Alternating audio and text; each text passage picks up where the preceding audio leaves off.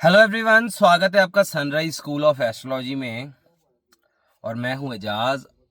एक बार फिर आपके साथ एक बिल्कुल नए टॉपिक के साथ, थोड़ा सा ये भी कंट्रोवर्शियल हो सकता है।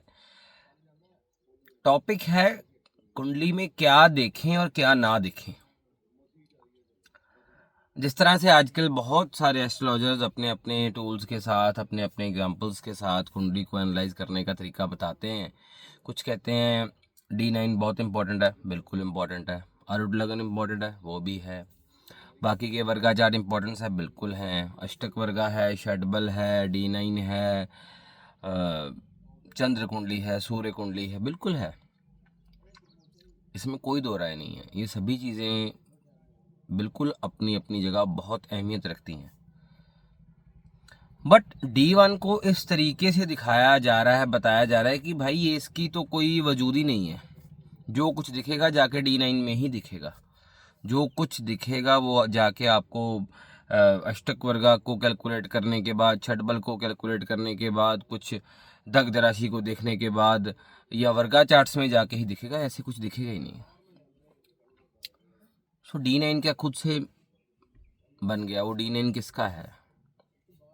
राशि चार्ट, वो चंद्र लगन अगर जब हम बनाते हैं तो किसका बनाते हैं? D1 का बनाते हैं कि चंद्र लगन अलग से बन के आता है? सो थोड़ा सोचिए इसके बारे में। सो अगर आपको बेसिक ओवरव्यू चाहिए किसी भी नेटिव का, बेसिक ओवरव्यू कह रहा हूँ मैं, ब्रीफ करने की बात नहीं कर रहा। अगर आपको बेसिक ओवरव्यू किसी भी नेटिव का हॉरोस्कोप देखने के लिए चाहिए तो आप D1 से बड़े आराम से बहुत कुछ बता सकते हैं। ठीक है, ब्रीफ करने के लिए और टूल्स आप यूज़ कर सकते हैं, वर्गा चार्ट्स देख सकते हैं और कुछ भी देख सकते हैं। बट ऐसा बिल्कुल नहीं है कि D1 से कुछ कहा ही नहीं जा सकता, बताया ही नहीं जा सकता। सबसे पहले अगर आपको एक नेटिव के बारे में उसकी जनरल ओवरव्यू जानना है, लग्न और चंद्रमा, असेंडेंट लॉर्ड और मून की पोजीशन आपको बता सकती है बड़े आराम से कि इंसान आपके सामने बैठा है जो कंसल्टेशन लेने आया या पूछने आया कुछ, वो क्या है। उसके बाद ninth Lord, Jupiter natural ninth Lord है, और ज़ोडिएक कौन सा आ रहा है वहाँ पे अकॉर्डिंग टू असेंडेंट, उसकी पोजीशन कैसी है। ये 2 से 3 चीज़ें मोर देन 50% तक आपको हॉरोस्कोप में क्लैरिटी दे देंगी कि हॉरोस्कोप है क्या। इसके बाद आप इसको जैसे मर्जी ब्रीफ करने के लिए किसी भी और टूल का एस्ट्रोलॉजी में यूज़ कर सकते हैं। सो कंफ्यूज ना होइए, स्पेशली जो नया नया अभी एस्ट्रोलॉजी सीखने जा रहे हैं कि शायद D9 के बिना ज़िंदगी ही नहीं है, या चंद्र कुंडली के बिना, अरुण लगन के बिना आप कुछ कर ही नहीं सकते, देख ही नहीं सकते, बता ही नहीं सकते। ऐसा बिल्कुल नहीं है।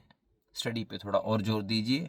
आप D1 से भी बहुत कुछ, इवन देन D1 छोड़िए, अगर आपको ब्लैंक चार्ट के बारे में पता है या पढ़ते हैं या जानकारी है, बहुत कुछ आपका ब्लैंक चार्ट ही आपको बता देता है कि आपका असेंडेंट क्या है। स्कॉर्पियो असेंडेंट हो, लियो असेंडेंट हो, यही बहुत सारी चीज़ें आपको क्लैरिटी दे देती हैं।